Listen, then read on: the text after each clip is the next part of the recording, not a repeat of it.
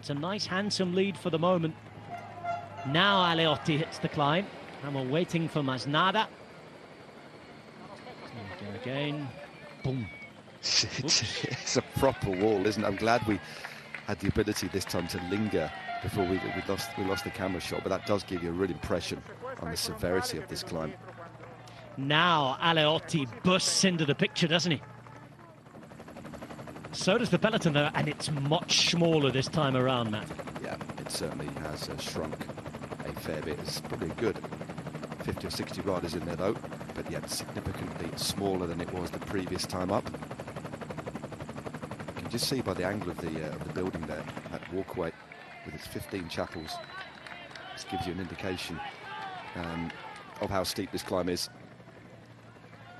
He's holding steady at 16 seconds again. It's a really unorthodox, it's a very unorthodox style climbing on the drops like that, but it can be quite effective. Clearly it's the favoured style of Harper, but it's a style that you do not see very often at all. And then it can now see him up the road again for the first time in a while, it has to be said. It's 25 seconds here, and you can see there's a couple of carrots to catch before you get to Chris Harper, isn't there? This is the first of those. Aleotti behind is Masnada, who's slipping and sliding his way back to the peloton, who are now given at 22 seconds. Yeah, the gap, of course, is foreshortened, isn't it, by the gradient here, but Aleotti doing a good job, but he's taken a few seconds, but still 15 seconds to Harper, who's ridden very smoothly and consistently, pacing himself very well on the climb, not pushing himself too far into the red. Because this climb is so severe, it's very easy, Rob, to just go. Quite often, without even knowing it, on a climb like this, you can push yourself into the red, and the next thing you know, you're an oxygen jet and you've got to back off again. So when you really are fighting against this sort of gradient, it's so important you just undercook it if you can, and that's why it's so easy to get drops. On this midsection here that you can see the peloton, there's a little bit of benefit of drafting as the road flattens, but on those steep gradients, you're effectively on your own, and it's that measuring, feathering the gas, making sure you don't put it into the red, especially given the second part of this climb, through that little chicane and through that steep section that takes us into the last few hundred metres. If you overcook it there, there's nowhere to recover at all.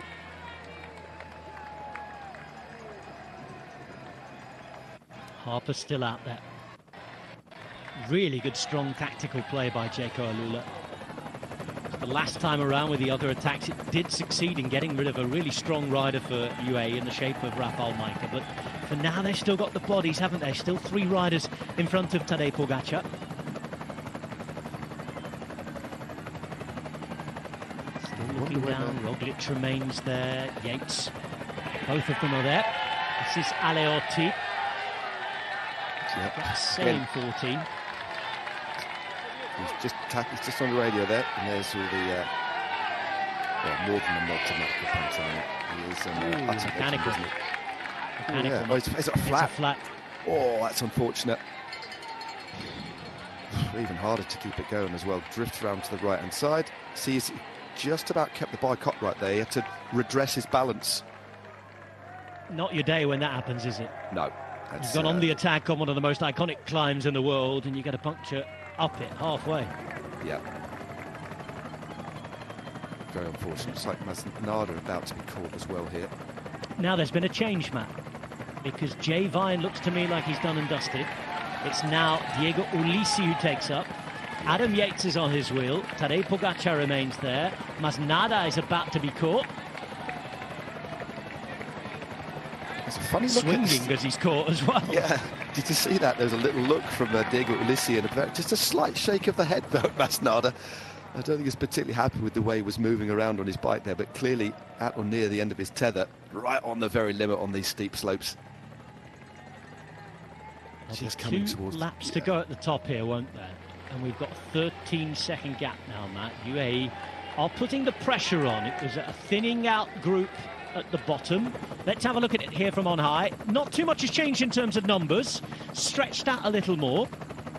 A couple of riders off the back here. Remember, a few hundred metres to go still to the top, Matt. But it's certainly smaller than it was at the bottom. Look at definitely. that. That is stunning. Yeah, it's brilliant. And you can, one of the rides I didn't expect to see, which is a welcome surprise, Julian Alaphilippe. He's not too far away as well. But the thing is, if you're getting dropped at this point, you're not going to be in there at the finale, that's for sure.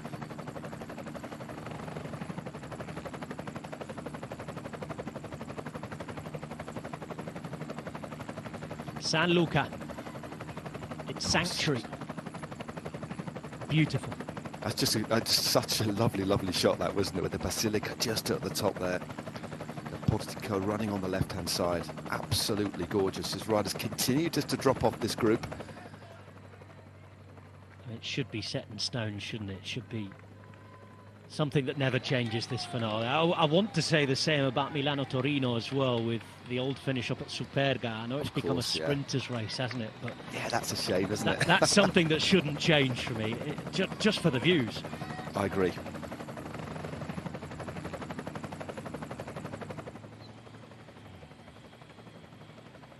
Look behind. 12 seconds. Going to make the finish once more in front. I think so. He'll take another drink. But there's big action to happen on this lap now. It's the penultimate lap that is about to take place. And we know how quickly it moves. 2 laps to go. And they're almost on him. Led by the man who won this race 10 years ago, Diego Ulissi. There's a quick chat between Adam Yates and Tadej Pogacar. In the final kilometre of that climb there was some serious damage done to the peloton. I'm looking at Ciccone, who's at the front. Vlasov, a former winner.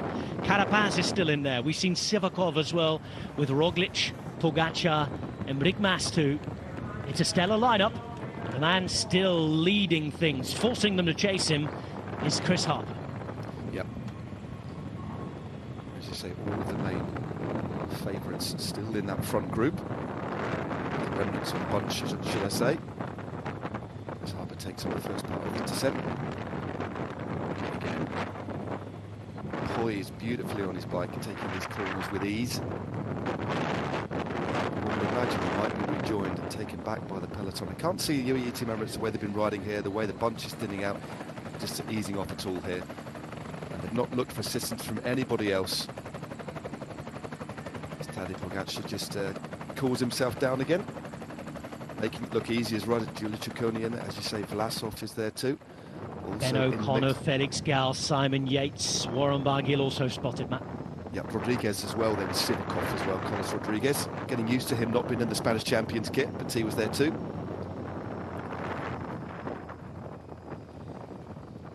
Chris Harper's added a pattern, added a shape to this race. He's been the man who made the first serious move and made it stick. Been out here for the majority of the laps we've had. We are now 1 and a bit laps to go.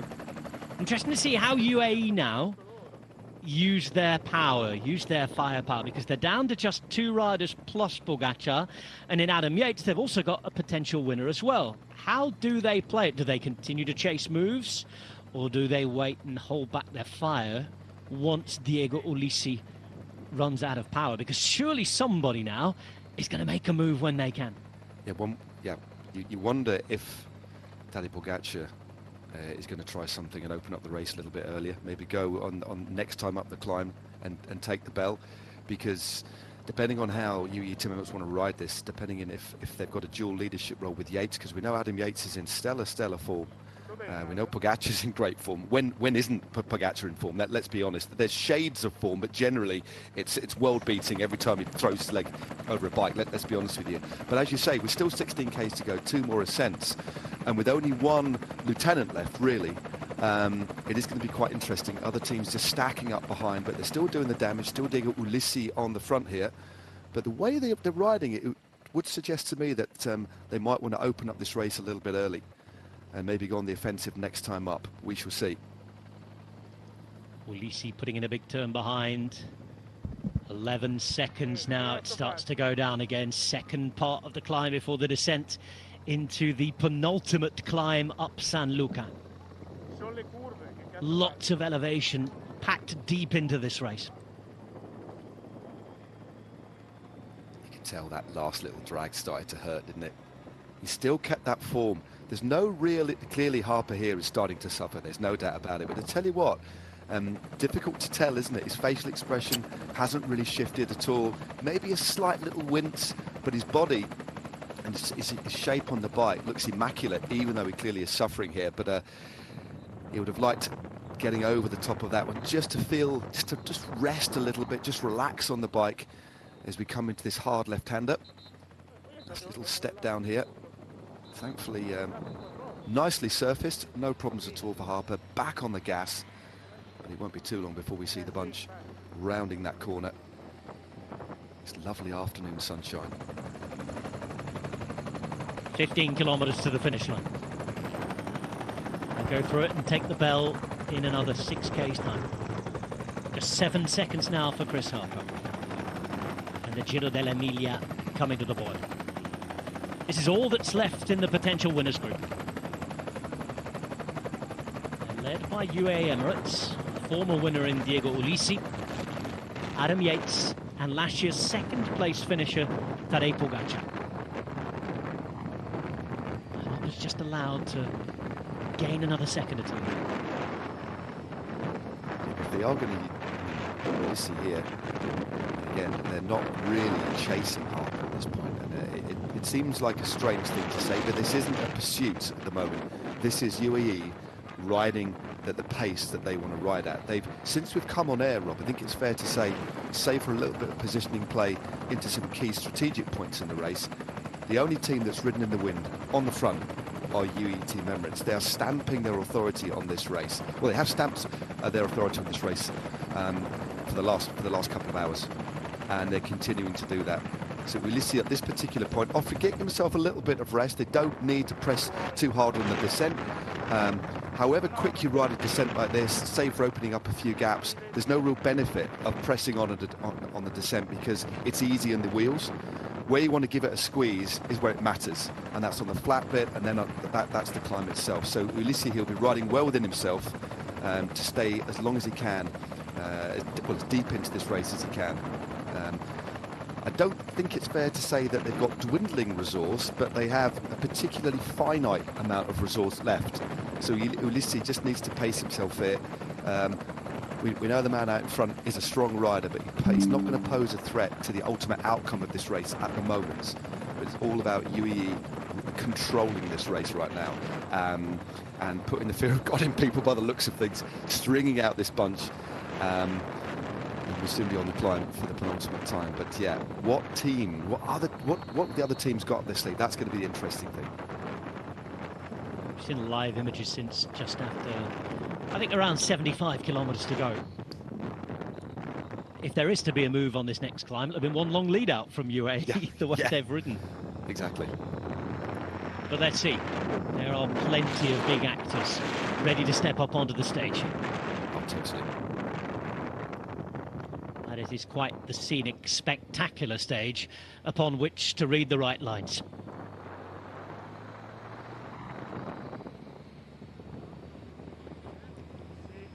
One and a bit laps to go then. And it all equals 2 climbs up to San Luca.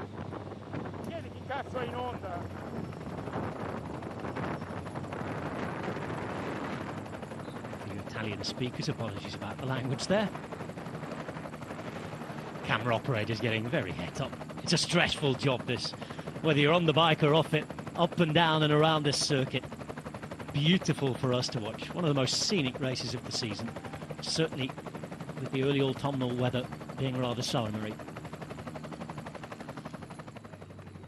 Back into town, and he's ready to go through the big arch. And alongside the plenty of arches, the largest collection of them in the world, up to that sanctuary again. If he gets there at the front, he'll take the bell, but this time with 14 seconds of a gap, Matt. It's going to be a big ask, this, for Harper, isn't it? It is. I mean, he's ridden so strongly and so smoothly, constantly checking the gap. He's just going to try and stay out in front as much as he can. But ultimately, his fate will be determined by the pace of the peloton.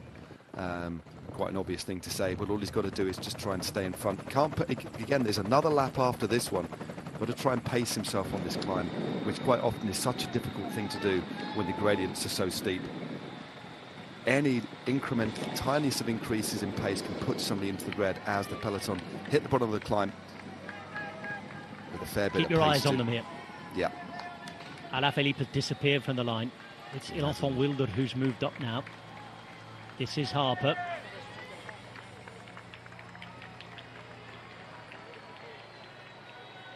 And it's Ulissi leading the chase in front of Adam Yates.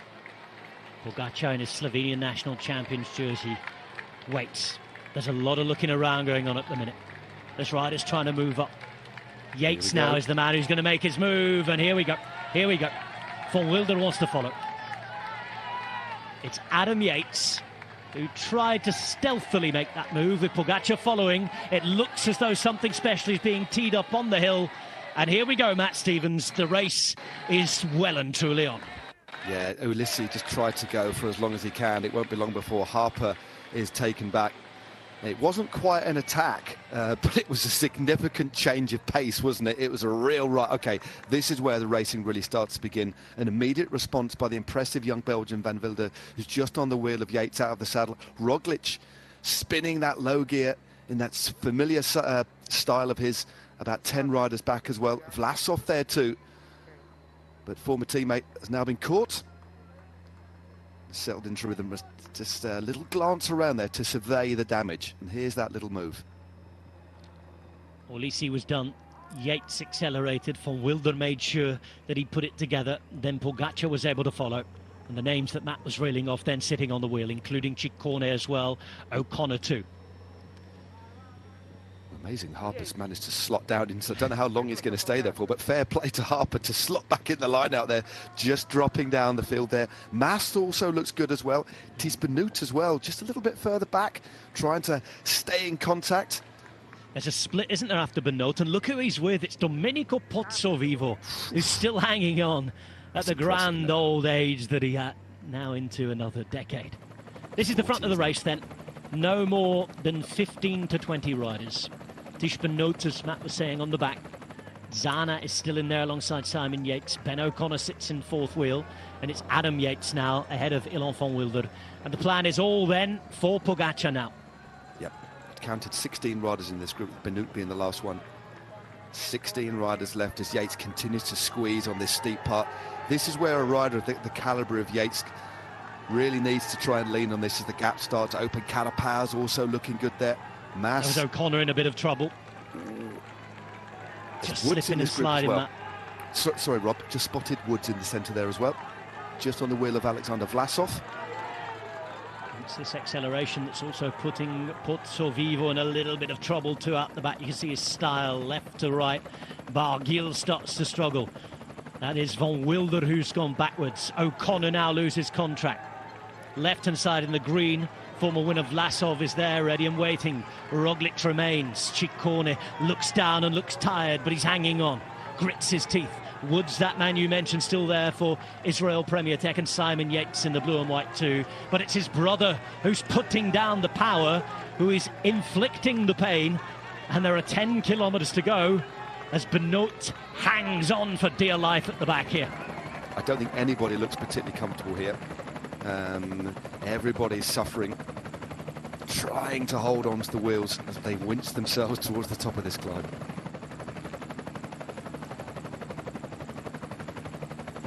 Into the final 10Ks we've moved. Adam Yates, Tadej Pogačar. A look round from Pogačar. He sees the bright coloured jersey that belongs to Richard Carapaz. Then it's Mas and Roglic with Vlasov there as well. A little further behind, the likes of Ciccone, who was struggling, parking up there on the right as we looked at it.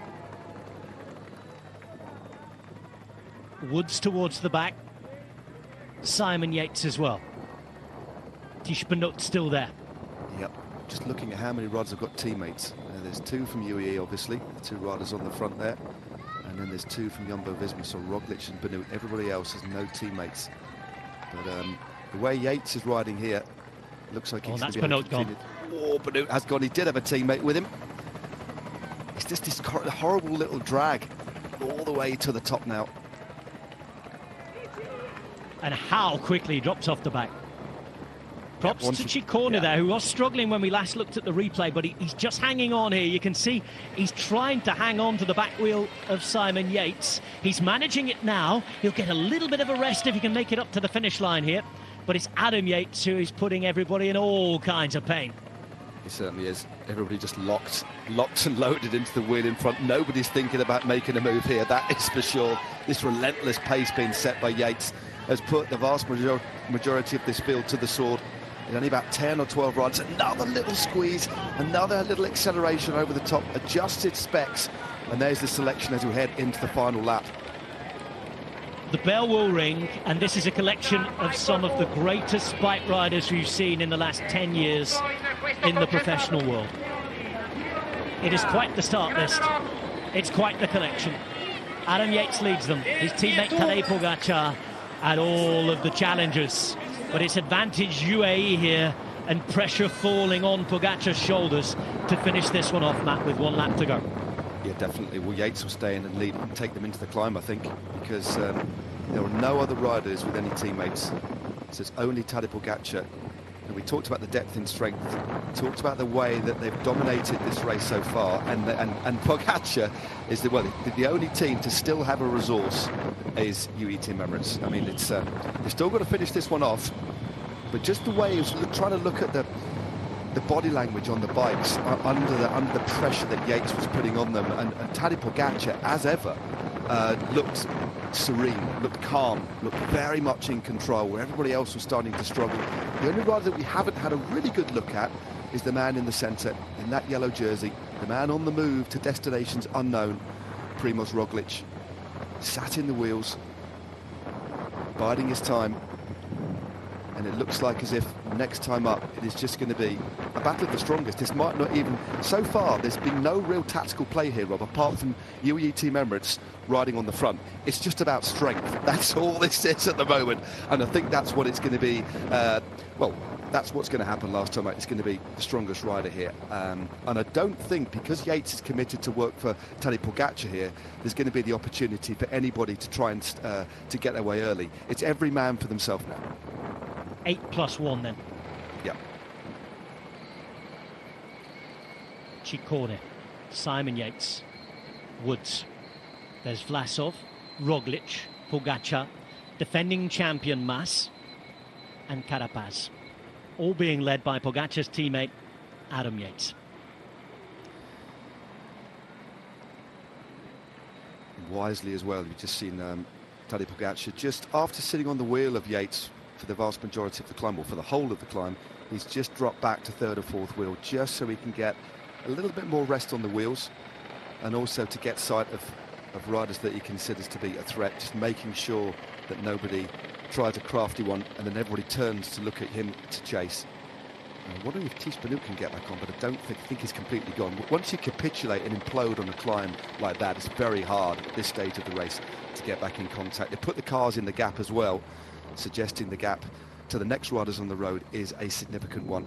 But Yates still rides at this constant rhythm, metronomic, isn't he? Roglič in the centre of the group in the yellow and black of Jumbo-Visma.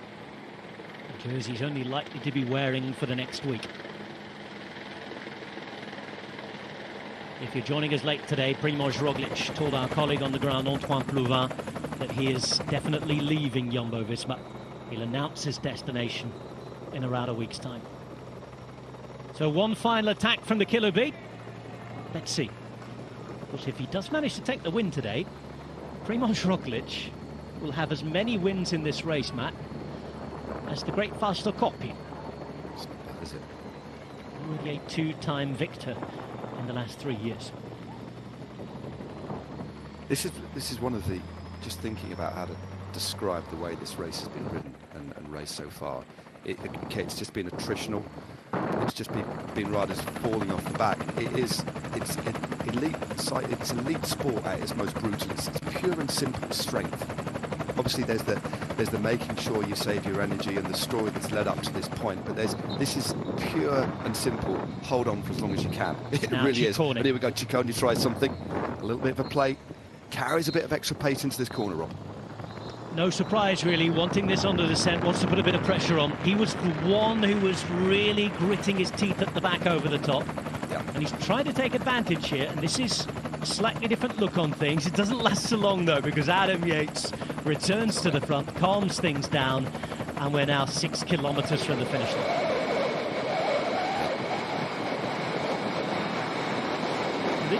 group off the back. Simon Yates has lost the wheel. Michael Woods as well. Just going to see if this develops into something on the way down. Story order for Tadej Pogačar at the front of the group, however. Just for a little bit of housekeeping before we start the final climb again, Matt. The rest of them are out of it now. 35 seconds to the next group. Yep. So just a list of the players as Yates hits the front again. We've got Yates here, Enric Mas at Movistar, Alexander Vlasov of Bora, Richard Carapaz, EF, Roglic is there for Jumbo-Visma, Ciccone, we've seen him attack for Lidl Trek, Simon Yates of JK Ulula, Tadej Pogačar, and then Mike Woods. That is the lineup in the front group.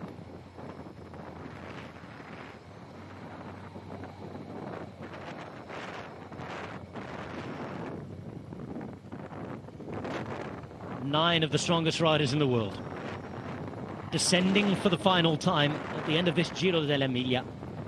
They've one short, sharp but very nasty climb to go. It'll be their fifth and final ascent up to San Luca.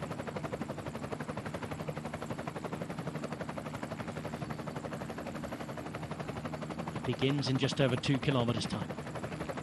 Adam Yates, teammate of Tadej Pogačar, yet to win this race, by the way. Not among one of his 63 professional victories. He was second last year to Enric Mas, who's the defending champion. Amazing former winners in this group as well. You know, Vlasov is there, two-time winner Roglic as well as Mas. And plenty of riders looking through the group, the likes of Carapaz and Simon Yates as well, who you'd really put in as contenders for a race on this parkour. Oh, definitely. It is. It's probably, I think it might be fair to say, although I haven't gone back and combed through the fields over the last few years, this must be one of the best lineups for this race ever. It really, really is. A star-studded cast. And we've got an elite selection. But what we have now is we've got this group of 9 riders. 8 of them are thinking about winning it, getting a spot on the podium, and one of them, Adam Yates, has got a completely different psychological view on the way the rest of the race is going. So his race now is simple, and that's to make it as hard as possible for as long as he can and thin out this group. So his finish line might actually be up to unless somebody goes early and tries to put Tadej Pogačar on the back foot a little bit. Yates now is just thinking about making this race as hard as he can for Pogačar to go over the top. So he's not thinking about the win now, save for the win for his teammate. Conversation on the radio between the two riders you just mentioned, Adam Yates and Tadej Pogačar, shoring up the final plan. And here is Yates at the front with 3 kilometers to go to execute it. They're less than a kilometer now from entering the climb for the final time. They'll go through the arch. And Pogačar moves up. Once they're through the arch, it's the arches that will lead them to the top. So Yates there's just knocked it off a little bit here. He's just making sure he composes himself, takes a big breath, using this little bit here just to recuperate a little bit. He won't even go fully flat stick to the bottom of the climb. It's when he hits the climb he'll start to winch into it, feel the bite of the climb. A climb like this, the way to ride a climb like this, the final stages, is for the climb to come to you, find that biting point and just hold it there, then start to squeeze and just see this group start to thin out. The famous arches up ahead. Under it and onto the final battleground at this 106th edition of the Giro dell'Emilia. The field of play awaits. The actors are coming through the tunnel. It's time to go, and they're led by Adam Yates. A vicious rise in the gradient. They're uphill, and it's now best man wins. So 2 kilometers to go. Let the games begin, Matt Stevens. Yep. This is all about legs now.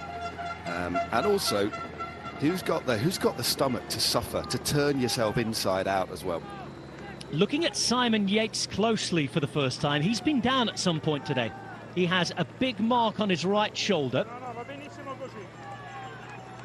Doesn't look to be affecting him for the minute, as you can see Vlasov moving to the left-hand side. Simon Yates on the right, also missing a number on the left-hand side there. Yeah, it looks like he has been down like this. I didn't notice that before, Rob. But Vlasov trying a little It's Vlasov who makes the first side, move, and this could be interesting tactically because Adam Yates might have to use the final bit of power that's in his legs to make sure he closes it. He does it with relative ease, in fact. Roglic was moving on one side as well, and Pogačar continues to sit smack bang in the middle of the group. Well, Vlasov has got a pretty decent kick. A lot of these riders have, but I think right now this is just a battle of survival.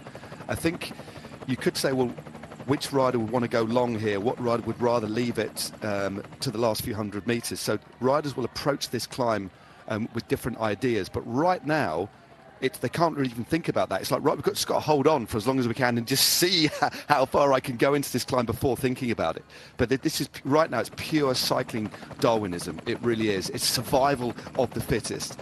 And the man that's digging a big hole for everybody right now is Adam Yates. As you say, calmly, almost with a certain insolence, moved on to the wheel, didn't he, of Vlasov, where snuffing out that attempt at splitting things up with relative ease. Pogačar moves up now onto the wheel of Yates. Hasn't been there throughout the first half of this climb as Yates looked behind, surveys the damage. We're inside 1.4 kilometres now to the finish. Carapaz moves further up in the group too. As Roglic is still there, he's just hidden behind the wheel of Enric Mas, defending champion. The only little bit of a rest you get on this climb is right here, right now. And the kilometre to go arch is up ahead. Indeed, got that little flick-flack where the road starts to kick.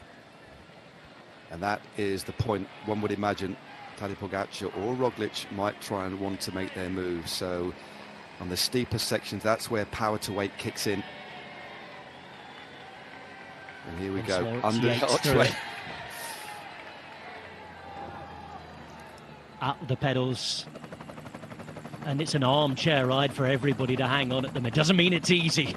The pace is pretty horrific right now. It's brother Simon hanging on at the back. A reminder, he's been down at some point today. Now we get movement. It's Michael Woods on the left as we look at it now. Pogačar too. Adam Yates is done. Ciccone starts to struggle.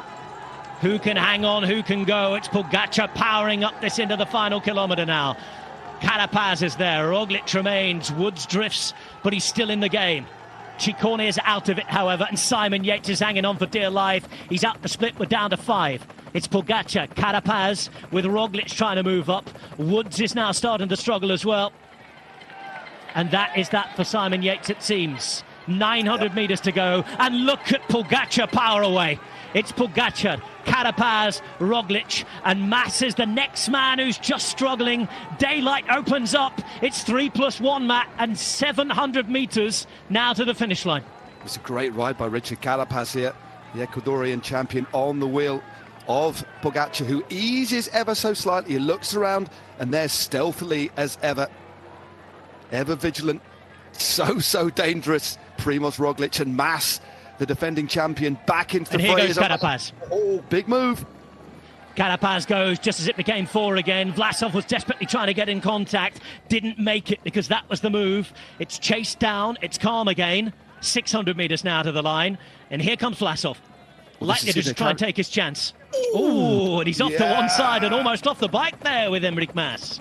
Yeah. Now, through the arch once more. And it's Carapaz who tries to steal a march. Not going anywhere, not fully committed, and there's some fast riders still in here as Simon Yates might yet make his way back on. It looks like he might do. The hardest part of the climb is done and dusted. It starts to flatten out, only about 4 or 5%, if that, 600 metres to go. This is getting, it's turned in to the, well, turned from one sort of race to another. Now this is a super tactical gain on the wheel of Yates. Getting back into the mix is Mike Woods as well. Ciccone not far away too. A sensationally entertaining climb. It's seesaw stuff, it's a tug of war, and now there's a very brief acceleration from Pogačar, approaching 400 metres to go now with Vlasov there. Simon Yates around the corner. Roglic getting ready to Roglify it if he can, and now he goes. Roglic on the right-hand side in the yellow, hits the front, and it's always hard to bring him back. He's stolen a march on his compatriot Pogačar, and it's opening up. Roglic motoring around the corner here. The finish line now is almost in sight. Roglic opening up, and it doesn't look like anybody can compete with him. Primož Roglic around the corner, almost 5 hours of racing, and Roglic might be moving on, but he ain't going anywhere. Roglic coming to the line, hands in the air, his first one-day race of the year, and he is back with a bang.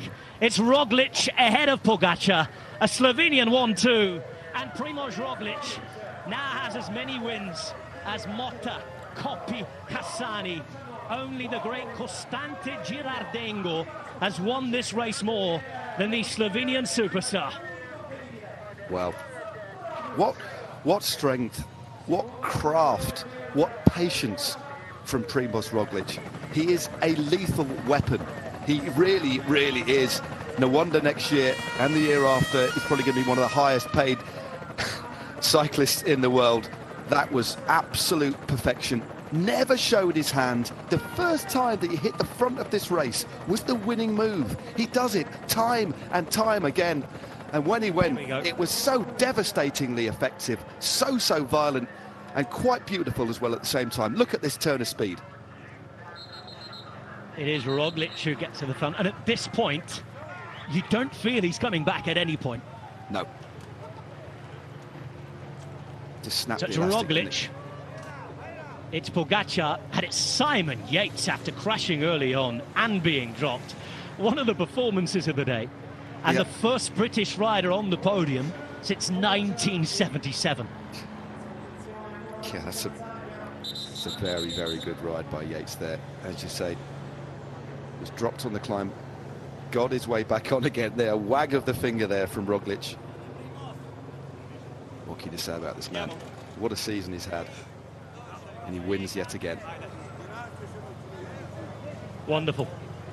A Slovenian 1-2. Pogačar in second place.